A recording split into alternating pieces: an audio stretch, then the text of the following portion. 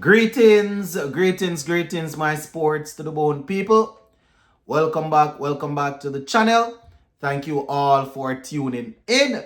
So it's bright and early Saturday morning, and we are up and running.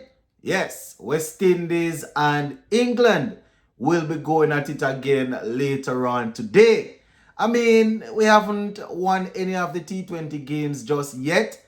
But I don't know, as passionate West Indies fans, we always find ourselves locked in, even though we are not winning.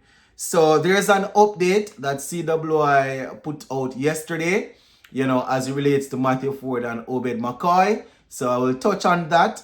Plus, we're also going to do a quick recap of how things went in the Super 50 game yesterday between Leeward Islands and the Jamaica Scorpions. So just give a listening ear until the end and let me know what you all think in the comment section.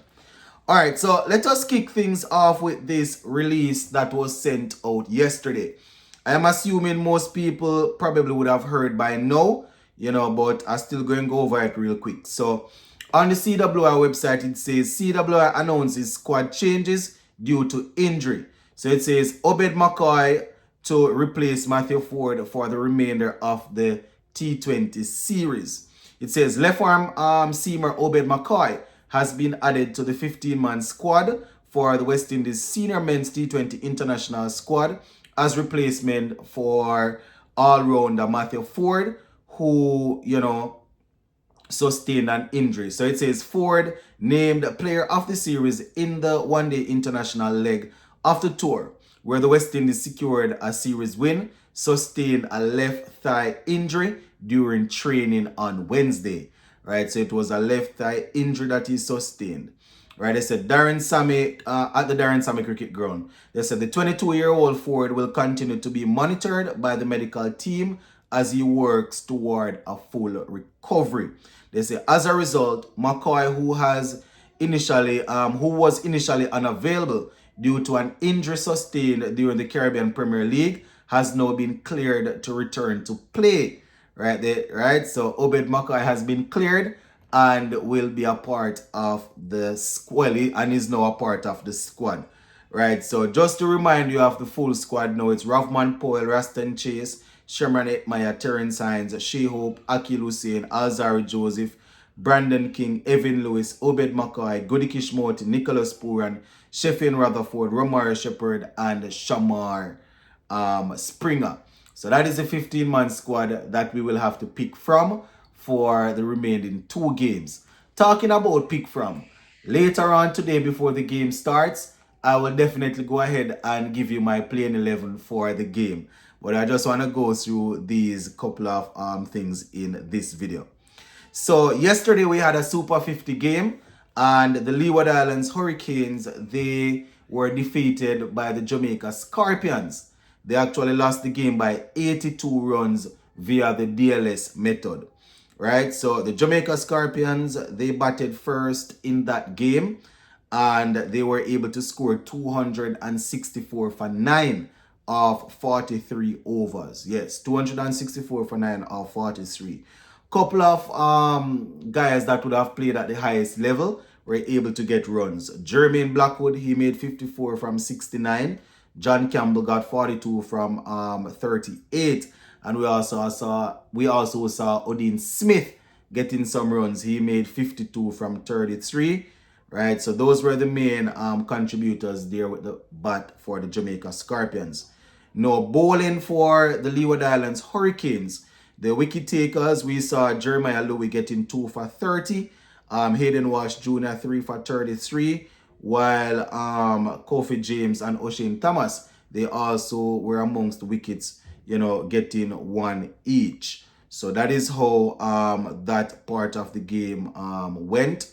Right, now things didn't go too well for the Leeward Islands team at all. When it was time for them to chase, they actually got bowled out for 182.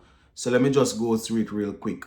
At the top there, they lost a couple of early wickets, but in the middle, they saw some resistance from Joel Andrew Good to see the youngster getting some runs. He made 47 off 48. Gore made 47, also 44. So those were the main contributors in that game with the bat there for the Leeward Islands. Now, bowling for the Jamaica Scorpions, we saw Marquino Minley, the pacer, picking up 5 for 28. We also saw Javier Royal chipping in with 2 for 20, while Odin Smith got 2 for 40. So that is how that went, my viewers and subscribers. The Jamaica Scorpions picking up another victory.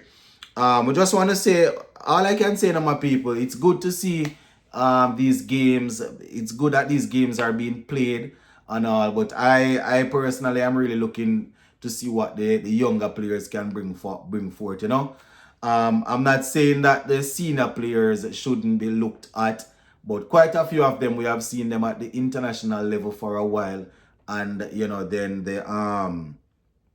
they lose form and have to come back down. They'll go back up, lose form, come back down. So sometimes when you see some of the youngsters coming through, it's always interesting to see how they will perform and where they will end up. So yeah, that is pretty much how that one went, my viewers and subscribers.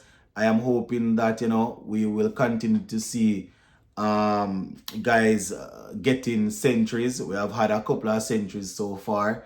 Quite a few people getting 50s and then getting out. We are really hoping that they'll be able to convert these 50s to centuries. We like to say that they will score runs in the regional cricket and then go to the international level and do score. Well, all I can say, the cricket that is in front of you, you have to play it until you get the opportunity to play, the higher form. So if you're at this level, you try and score, you try and pick up wickets, and then when you go on the international scene now, we see how you can cope. You understand? But what I have noticed is that a lot of us as supporters for some of these players, we like to say that we don't understand how these guys are getting picked above certain people, and certain people is good and talented, and those good and talented players cannot outperform the quote-unquote no good ones in such a in this little league here, right? Sometimes we have some guys that are just coming up performing, and you will hear some die-hearted fans saying, well, such and such is more talented, they can perform at the international level, so why can't they outperform the ones that are not talented, according to some people at this level? It's the same thing we see for our Super 50. It's the same thing for our red ball cricket, right? You have some people that don't play any red ball cricket at all, and their fans will say they are the greatest thing since sliced bread, and they need to be playing in the team. You understand? And even some of them, the playing the playing regional cricket, that's the 4-day championship, can't buy a runs. And when the test team is to be picked, you hear how much, oh, them man are these are more talented players. Why are they not being picked? Why them not outperform the ones who don't have no talent? And then they can take it from there. Anyway, we're going to leave it right here so for now, my people. Big up on yourself as we continue to keep eyes on the youngsters. Bless up.